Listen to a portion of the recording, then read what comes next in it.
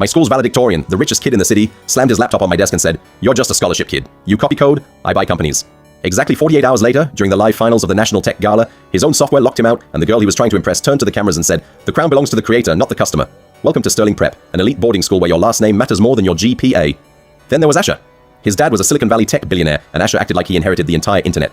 He wore a $5,000 watch to gym class, bragged about his future Harvard legacy admission, and treated the rest of us like we were glitches in his perfect world. I was Cole. I didn't have a billionaire dad.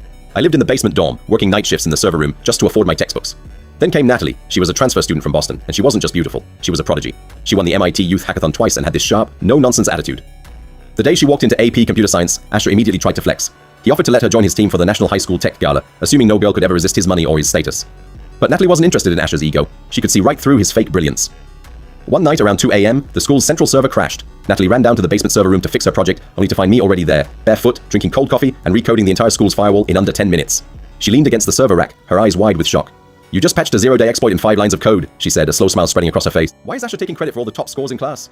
I just shrugged. I told her that guys like Asher pay teachers to look the other way, but I didn't care. I just loved the logic of the code. That night changed everything. Every night after lights out, Natalie would sneak down to the server room.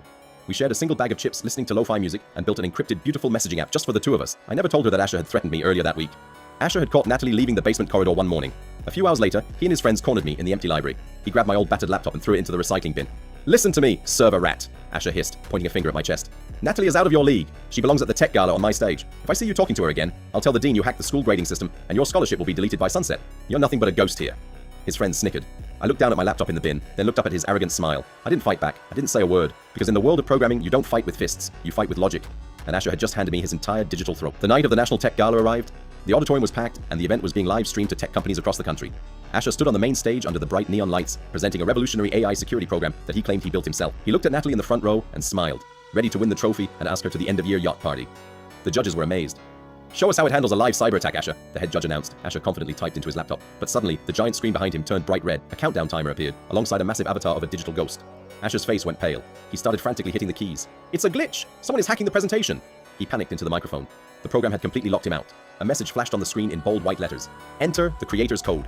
Asher, sweating under the lights, didn't know what to do because he hadn't written a single line of that stolen code. That's when I stood up from the back row. I walked down the aisle, typing a simple 12-character decryption key into my smartphone.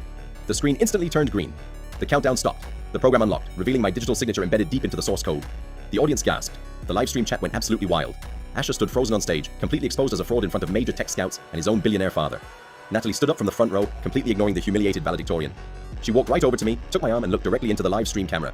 Like I said, the crown belongs to the creator, as we walked out of the auditorium into the quiet.